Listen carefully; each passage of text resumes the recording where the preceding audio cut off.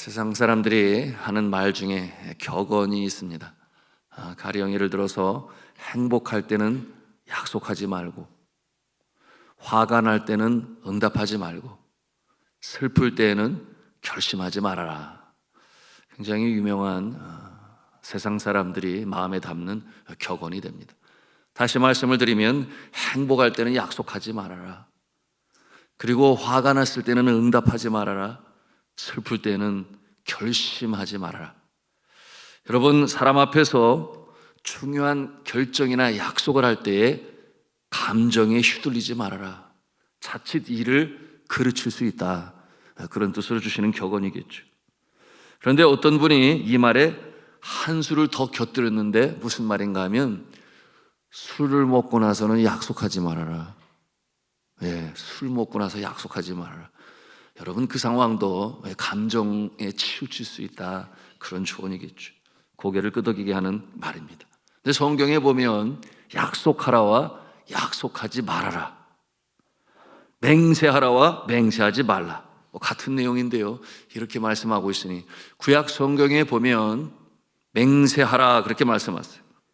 하나님께서 그의 백성들에게 뭐라고 말씀하시는가? 맹세하여라. 예를 들어 신명기의 말씀을 보면 신명기 6장 12절에서 13절에 이렇게 말씀하고 있어요.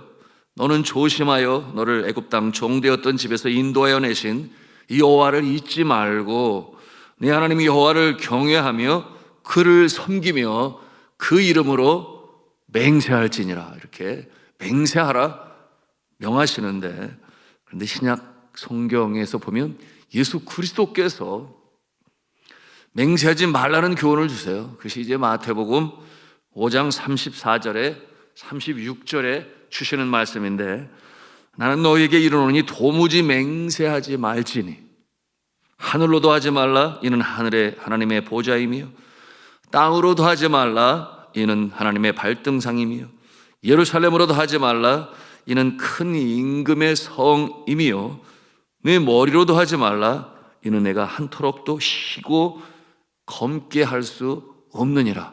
약속하지 말라 그렇게 말씀하셨어요.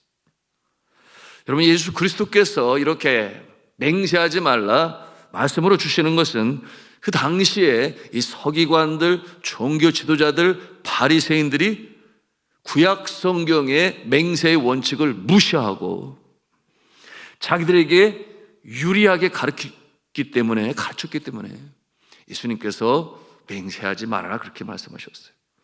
하나님의 이름으로만 맹세해야 하는데 사람들에게 성전이나 제단으로 맹세하게 하여 자기들에게 유리한 것만 지키게 했습니다. 그래서 예를 들어서 성전의 금으로 맹세한 것은 지켜야 한다 그렇게 가르치고, 또한 제단 위에 예물로 맹세한 것은 꼭 지켜야 한다 그렇게 가르쳤어.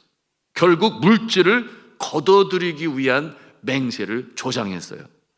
그러니 그런 상황에서 순전한 백성들이 이 성전의 서기관과 또한 종교 지도자들의 그 맹세, 더불어 한 맹세 지키지 말도록 주님께서 그렇게 말씀하신 것입니다.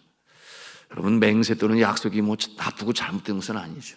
그런데 한 약속에 대해서는 꼭 지켜야 되겠죠. 그러니까 하나님께서 하나님의 이름으로 맹세하라 그렇게 하시는 거죠. 지키지 못할 약속은 아예 하지 않는 것이 낫겠죠. 신뢰가 깨어지고 인간관계가 무너집니다. 더욱이 하나님 앞에서의 약속은 꼭 지켜야 하는 것이죠. 제가 처음에 선교지로 나갔을 때 하나님 앞에 약속한 것이 있었는데요, 그게 뭐냐면 선교사로 최소한 10년을 하나님 앞에 드리겠습니다. 그렇게 10년을 약속했어요. 다음에 두 번째 약속은 뭐였는가? 선교지에서 열매가 나타나지 아니하면 제가 고국에 돌아가지 않겠습니다. 이런 엉뚱한 약속을 하나님 앞에 드렸어요. 이와 같은 내용은 더욱 주의 일에 충성하여 열매를 만들어내겠다고 하는 개인적인 어떤 욕심이라고 할까요? 바람이 있었기 때문이었죠. 그런데 5년 차가 지날 때에 당시 담임 목사님께서 선교지를 방문하셨고, 그리고 이제는 고국 교회에 들어와서 교회를 섬겨라. 문화센터도 지어야 되는데 큰 프로젝트다. 그 뜻이 무엇인가 하면 목회적으로 협력이 필요하다. 이렇게 말씀을 주셨어요. 뭐 이해 못할 바는 아니지만 하나님과의 약속이 있었으니 제가 순종하지 못하고 또 들어오지 아니했어요. 목사님께서 얼마나 섭섭하셨을까 생각도 했습니다. 필리핀 7년 사역을 마치고 국외에서 안식년을 갖게 되었는데 저는 이제 복음이 1% 미만인 나라를 찾게 되었습니다. 그래서 네팔로 들어가기로 그렇게 주님 앞에 약속을 했습니다. 그런데 당시 담임 목사님께서는 이제는 고국에서 목회를 도우라, 선교지는 나가지 마라, 이렇게 또 말씀하셨습니다. 그런데 하나님과의 약속이 있잖아요. 10년 동안 주님 앞에 드리겠습니다. 그렇게 약속을 했으니 제가 네팔로 들어갔습니다. 목사님께는 한없이 죄송했죠. 하나님 앞에서 약속이었던 선교의 열매가 없으면 저는 고국에 들어가지 않겠습니다. 이와 같은 약속을 드렸는데 그 약속을 지키느라고 그곳에서 사역을 하며 보냈던 시간이 4년 반 만에 처음으로 고국에 방문을 하게 되었습니다. 그 상황 가운데 둘째를 임신한 아내가 만삭이 되어 비행기에서 너무 시간이 지났다고 태우느니 마느니 뭐 병원에 무슨 의사 검사증을 가지고 오라느니 저와 함께 같이 가기를 원했지만 저는 하나님 앞에 약속이 있으니 내가 함께 들어갈 수 없다. 많이 미안했지만 또한 그렇게 했습니다. 지금도 미안하죠. 제가 필리핀 사역 2년 차를 지날 때 담임 목사님 오셔서 저의 초췌한 모습을 보시고 한국에 와서 좀 쉬었다 가라. 보통 2년 또는 2년 반에 한 번은 들어와서 쉬었다 가는 게 맞다. 그런데 저는 또 하나님 앞에 약속을 했는데 열매가 없으니 들어갈 수가 없었어요. 그래서 3년 차에도 들어와서 쉬라. 그러지 못했습니다. 4년 차에도 또 연락이 왔어요. 그러지 못했습니다. 그리고 4년 반 만에 교회가 개척이 16개가 되어지고 그 교회의 담임들로 4년간 가르치고 세운 20명의 현지인 목회자들 함께 고국 방문할 수가 있었습니다. 그 현지 목회자들에게 뭐라고 약속을 했는가 하면 앞으로 개척되어지는 교회 형제들이 담임 목사가 되면 제가 여러분들을 데리고 한국을 방문하게 될 것이다. 그전에는 어떠한 이유라서도 나는 나 혼자 여러분 놔두고 한국에 방문하지 아니하겠다, 이렇게 약속을 했어요. 그것은 하나님 앞에서 형제들 앞에서의 약속이니 그 형제들은 신이 났지요. 마닐라 구경도 못했는데 한국 교회까지 시켜준다 그러니까 얼마나 신이 났겠어요. 그래서 뭐 눈썹이 날리도록 힘차게 열심히 사역을 하다 보니까 그렇게 교회들이 세워지고 산속 마을마다 교회가 세워지고 예배가 진행이 되니 너무 감사했어요. 그것이 4년 반이 되었으니 약속을 지켜야 되잖아요. 그래서 그런 내용으로 말씀을 드리고 또 후원을 받아서 그리고 한국을 방문할 수가 있었으니 그야말로 꿈이 현실로 이루어졌습니다. 지금 생각해 보면 왜 그리 고지식했는지, 꼭 그래야만 했는지 뭐 이런 생각을 갖지 않을 수가 없습니다. 그러나 분명한 것은 하나님 앞에서 약속을 깨뜨릴 수가 없는 거예요. 그리고 아직도 지켜야 할 하나님 앞에서의 약속이 몇 가지가 있는데 여러분, 이와 같은 내용 나중에 말씀드릴 기회가 있겠지요. 간절히 바라기는 그 약속이 잘 이루어져서 정말 해피엔딩으로 하나님 앞에서나 여러분 앞에서 감사함으로 나눌 수 있었으면 하는 그런 바람을 가지고 오늘도 사역 감당하고 있습니다. 자, 오늘 말씀을 통해서 우리가 대하는 것이 무엇이냐? 하나님과 아브라함의 약속의 체결의 장면이 오늘 이 창세기 15장에 나타나고 있어요. 자, 그런데 이 약속이 어떻게 시작이 되었는가? 아브라함의 질문으로부터 시작합니다. 자, 오늘 8절 말씀인데요, 우리 같이 읽도록 합니다. 시작. 그가 이르되 주 여호와여, 내가 이 땅을 소유로 받을 것을 무엇으로 알릴까? 증표를 구하는 이 아브라함의 안타까운 마음이 하나님께 아뢰어지게 되니 하나님께서 약속을 체결하시는데 그 방법이 어떠한 모습이냐? 그 당시 가장 보편적으로 행하는 약속의 방법을 하나의 예식으로 이제 행하시는 하나님이세요. 그것은 뭐냐면 짐승을 반으로 나눠요. 이 반으로 나눈 짐승을 이 땅 위에다가 하나는 왼편에 하나는 오른편에 이렇게 나눠 둡니다. 그리고 그 반으로 나누어진 짐승의 가운데로 약속의 당사자들이 지나가는 것입니다. 그것이 약속의 체결의 방법인데요, 이게 무슨 뜻을 가지고 있냐면, 만약에 피차 약속을 지키지 아니하면 이 짐승처럼 반으로 나누어지게 될 것이다. 무슨 뜻이겠어요? 죽음을 면치 못하리라. 죽어도 할 말이 없다. 이것은 아주 이 약속이 확실히 이루어져야 할 것을 아주 진중하게, 아주 신중하게 체결되어진 약속, 바로 그것을 보여주는 거죠. 그런데 저녁이 지나고 밤이 되었을 때 하나님께서 나타나십니다. 약속의 체결자로 나타나셨어요. 왜 밤인가? 밝은 대낮이 더 좋을 것 같은데, 우리는 이렇게 생각할지 모르겠지만, 여러분, 중동 지방의 문화가 그러해요. 기후와 연관성이 있는 거죠. 낮에는 너무나 뜨거워서 어떤 일을 할 수가 없어요. 그래서 반면에 밤은 선선하고 시원하니까 모든 일들이, 역사가 밤에 일어난다. 그래서 여러분, 이 중동 지방, 팔레스틴 지방, 이스라엘 지방에서도 안식일이 언제 시작되는가? 아침에 시작되는 게 아니에요. 여러분, 금요일 밤 해가 저물 때로부터 안식일이 시작이 돼요. 그 결혼식은 또 언제 하느냐? 밤에 해요.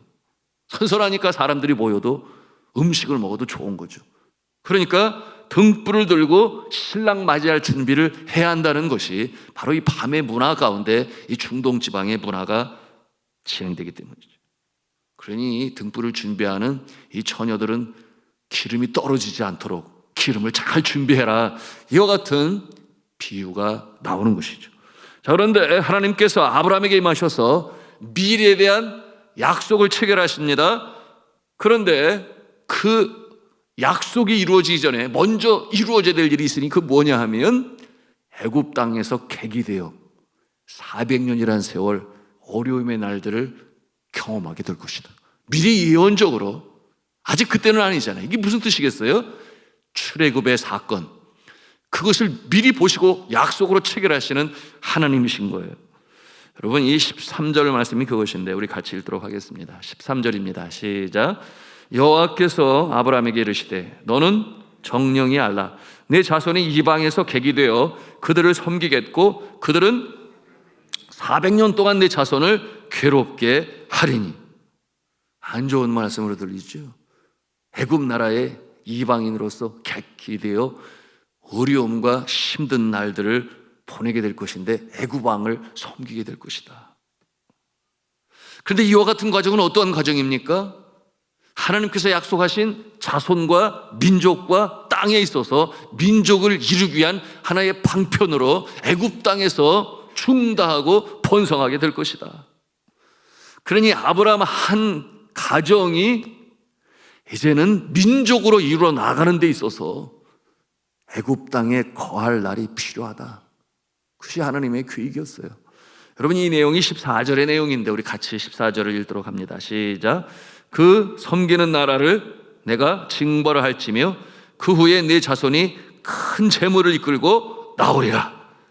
여러분, 이는 장차 있을 출애굽 사건을 미리 하나님께서 예언으로 말씀하시는 거예요.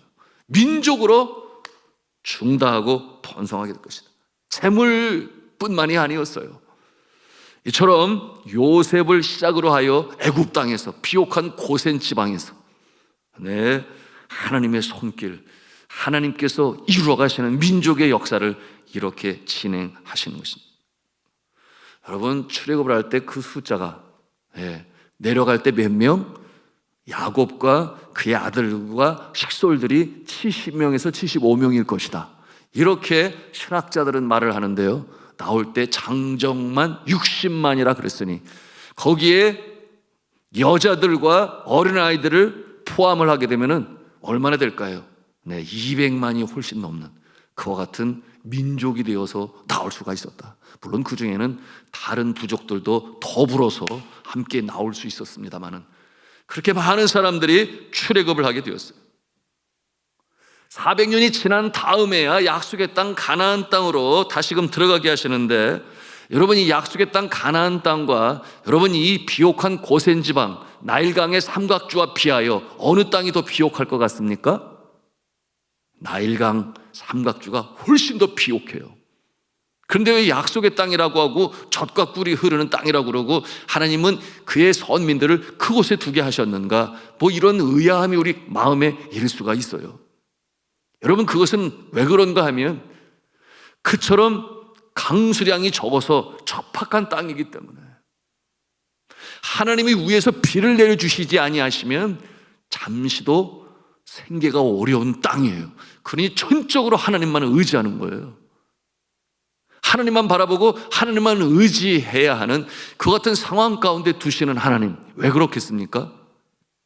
그 어려운 땅이 변하여 비옥한 땅으로 바뀌게 될 것인데, 누가, 이스라엘 백성들이 누구 때문에? 하나님께서 주시는 은총, 하나님께서 주시는 건강, 하나님 주시는 지혜, 그러므로 그 연약한 존재가 그 비옥하지 못한 땅에서 하나님의 손길이 함께 하시니 얼마나 놀랍고 강하고 그야말로 세상에 영향력을 미치는 민족으로 세울 것인지를 하나님께서는 보여주시고자 하시는 거예요. 그렇잖아요. 오늘날 이스라엘 이 민족의 영향력이 얼마나 세상에 큽니까? 미국이 명령을 해도 듣지를 않아요. 요즘에 하마스 이 전쟁의 상황을 한번 보세요.